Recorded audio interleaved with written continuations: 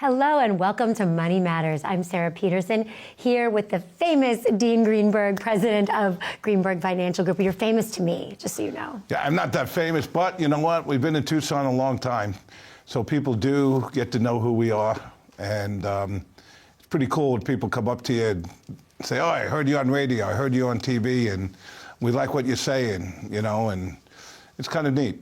Well, to me, the neatest thing is how much you love to educate people, because this is not an education that we get in school. This is something that all of us are just learning as we go. And I don't think there's anything more important than our financial well-being and our physical well-being, right? Those two things do go hand in hand. We have to keep up both of those things. And so we go to doctors, why don't we go to our financial advisors and get the same type of treatment? Constantly being evaluated, constantly looking at these things. People wait till it's too long and then they're kind of backpedaling. Well, I think more and more people are doing that now. Not as many as that you think they would be, you know. A lot of people use advisors, but they don't do the financial plan. We have I would say 95% of the people we deal with get a financial plan now. It's important because it's not just a plan for today, it's a plan for tomorrow and next year and the year after. It gives you something in writing that you can look at, and as times change, which we're in right now, it helps them figure out, what do I have to do? Do you think there's a fear factor for some people, the percentage of people that don't do it, they just almost don't want to do the plan because they don't want to know the answers? Of course, 100%. You know, we had a client that came in that had some significant amount of money, but they want to almost take out 15, 20% a year to live off of. And, you know, we asked them, how's your health?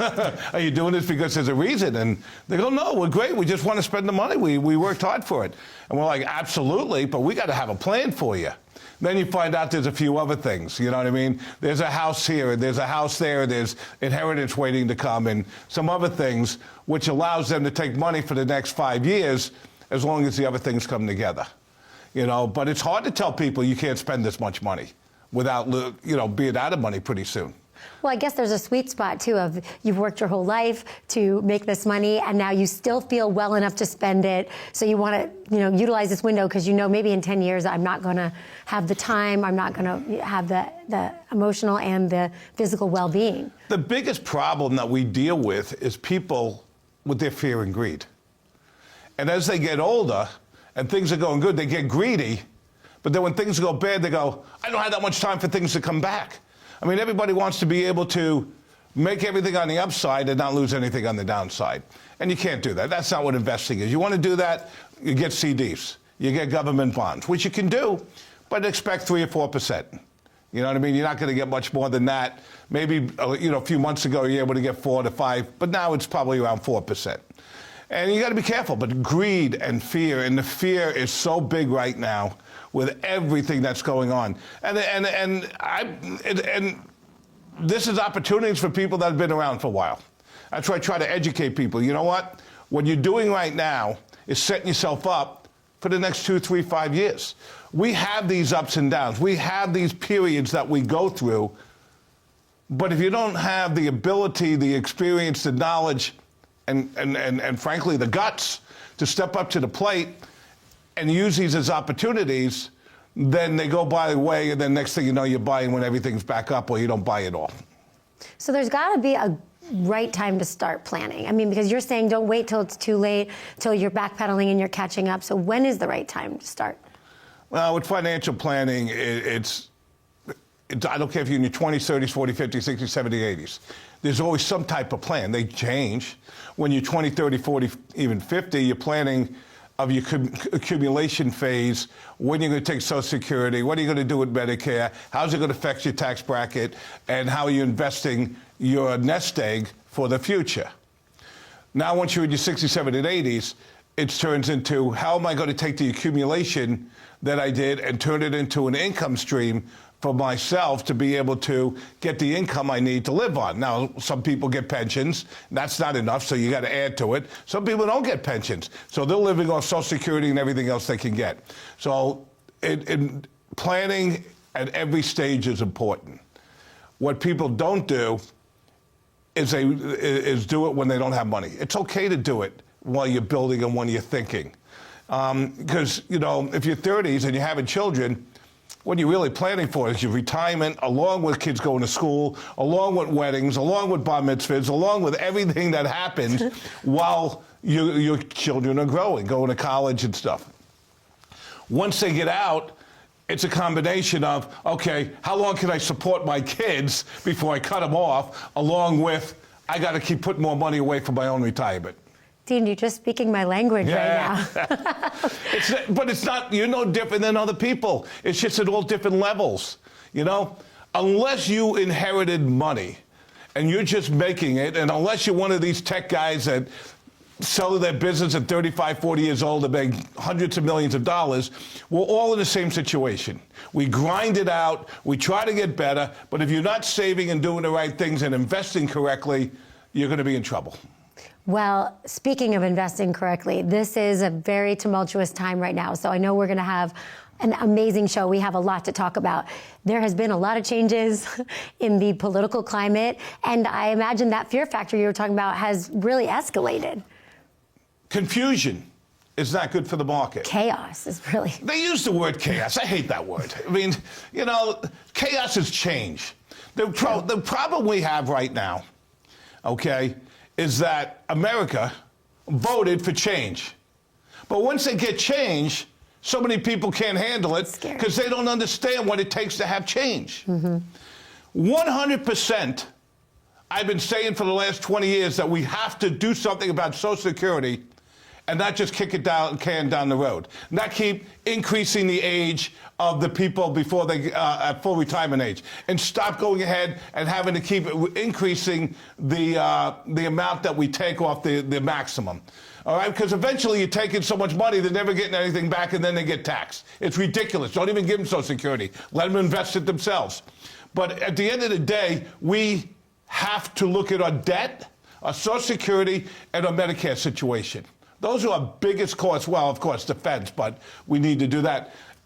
And as we've seen, whether you like him or not, there's not one person that says, I don't like, I would love to get rid of all the fraud or the extra spending and the stuff we're doing. They all say it, both sides, right? But I don't like the way he's doing it. Well, damn, you didn't do it. No one has done it. And I've experienced in my life, when you do things because you have a vision to do it, you have nothing but critics. And they criticize immediately and don't let it play out. When it plays out, that's when I will look at it. I am an outcome type person. When I invest for you, I look at what the outcome is over 2, 3, 5 years. I don't look at what is going to happen in the first month or two. When they're doing their plan to cut spending and cut our debt, this is not something that happens overnight. To cut changes and get rid of the fat, you need to get rid of the government extra. Some part is called labor, okay? One of the things that most people will agree with is that we're tired of people just getting paychecks and not working. Our society has become a society of people that don't want to earn it, don't want to work, don't want to come in on time, just think they can stay home. The pandemic has ruined us. We have become so soft. It's time for change. And when you get change, you get people complaining and you get chaos in their mind. In my mind, it's systematic approach. Will there be mistakes? Yes. But you have to fix those mistakes immediately. Politicians, it's very hard for them to fix it because they have to admit they're wrong. I believe this administration will fix it. I mean, That was a big soundbite. We have to take a quick commercial break. And when we come back, we're going to get really into how this is going to impact your financial future. So please stay with us. Again, that phone number is 520-544-4909. We'll take a quick break and we'll see you soon.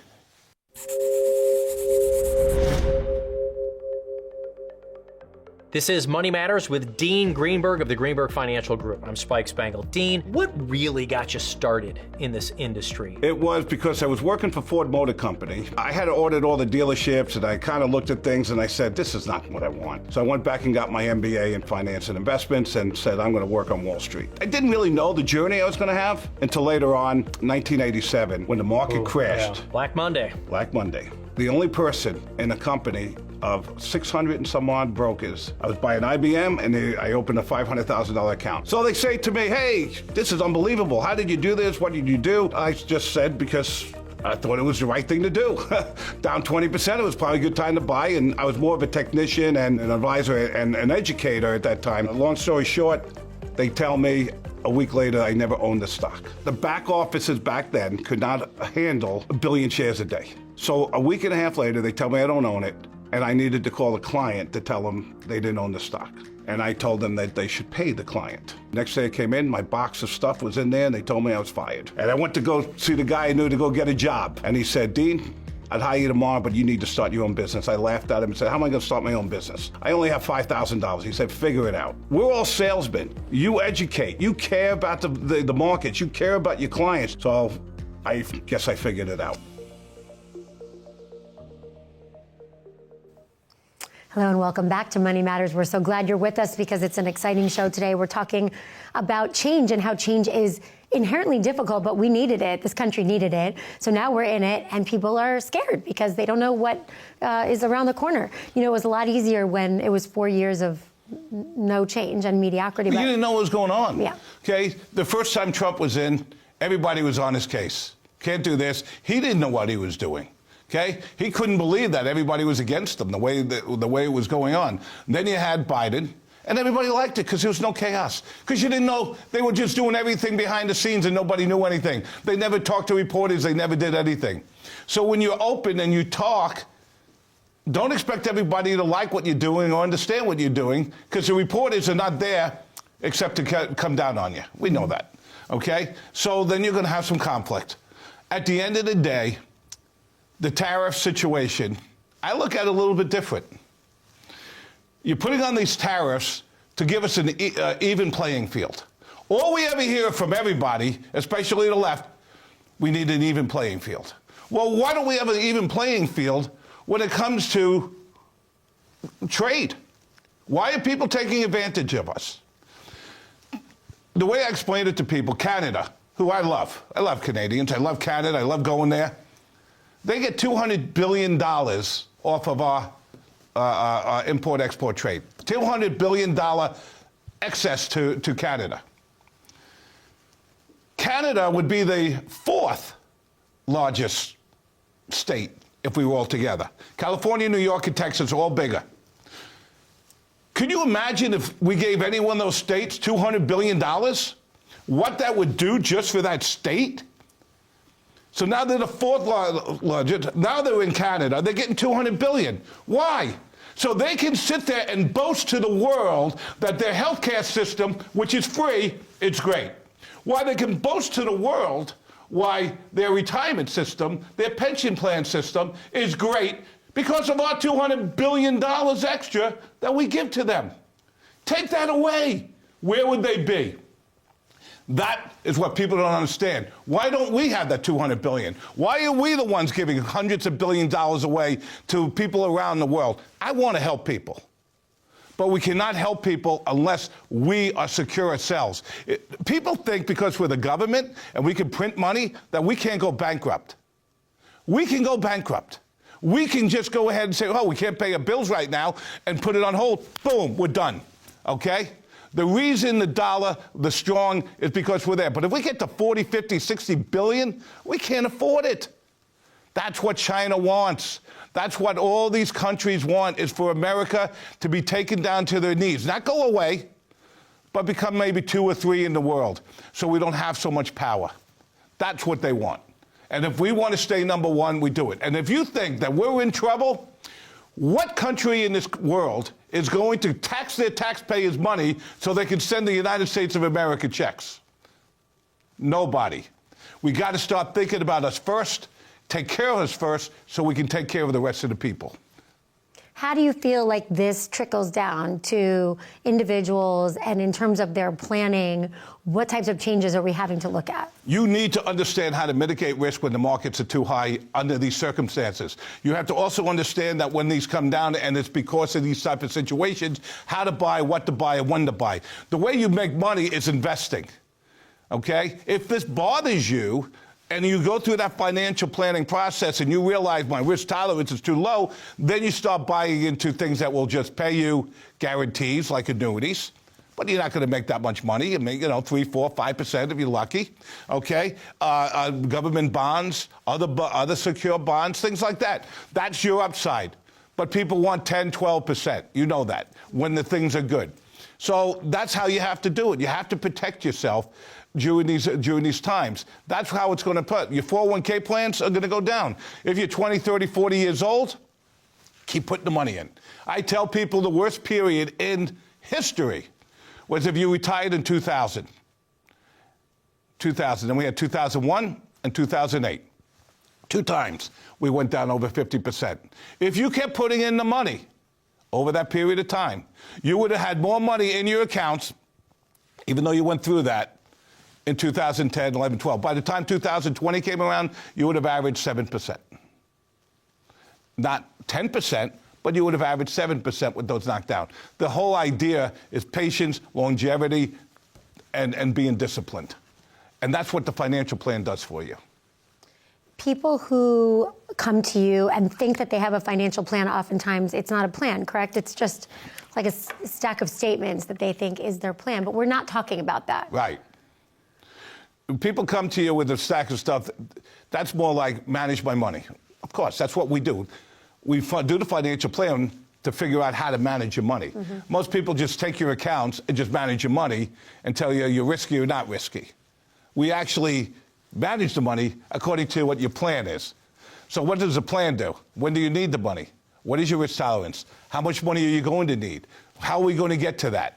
And then we use, the what-if system. What if you made 10%? What if you made 3%? What if you took this much money out? What if you took this money out? And then we say, okay, if you get Medicare, this is how much it's going to cost you in today's terms. Because if you have a certain amount of money that you're making, this is how much it's going to cost you. Should you stay at your plan at your work, or should you take Medicare and get your supplement or a plan? The other side is a Social Security.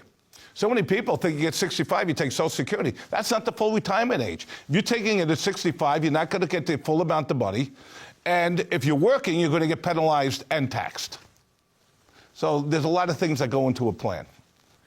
When you're looking at a plan like this and somebody comes to you and they are, say, 65 and they've never done a financial plan and this is terrifying, I mean, is it ever too late? Never. Okay. Never. That's a great time, too. If you've never done anything and you're 65, that's a really good time to come. And the reason being, it sets you up for the rest of your life. What we usually do is tell them you're going to live to about 95 years old, okay? Because at 95, even if you're still alive, at the end of the day, you're not spending that much money, okay? You're not going on trips. You're not going on doing things. And whatever health care you need, you got it. So you kind of set that up. And we always do it on a bell curve. From your 60s to about 75, we think 75, 80, you spend most of your money. If you make it past there, okay, you're not going to spend as much. So we like to say, hey, you can spend more now and you spend less later. It's the go-go years and the no-go years. Yeah, well, it's fun. I mean, and then, obviously if you're younger, like yourself, you want to do things with your children and stuff like that, and that comes into part of the play and how much you can do it and still put money away. I tell people, if you're at least putting the maximum away in your 401k plans, that will take care of you down the road. And then because I do believe that doing things with your children and making memories are more important on how much money you're going to have later on. 100%. On that note, we're going to take a quick commercial break, and that number on your screen is 520-544-4909. We will talk to you about making your financial plan. And this is not just a plan that we set it and forget it. This is something ongoing. It's individualized to you, and it's our gift to you for listening to Dean and I rattle on about all these crazy money matters. We'll see you in a few minutes.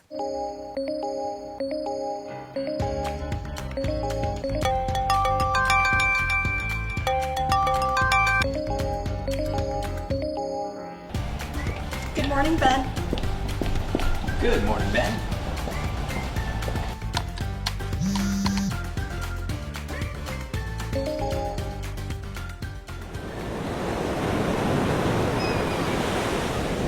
Hey, birthday party for Carol and 5.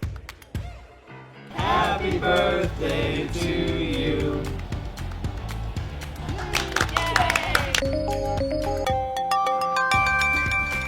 Good morning, Ben. Happy Monday. Daryl's birthday, be there or be square. Happy birthday to you. As you can see from our quarterly report on slide number 62, we're trending in the right direction. All signs point to a very positive outlook for the next several years. If you peel back the onion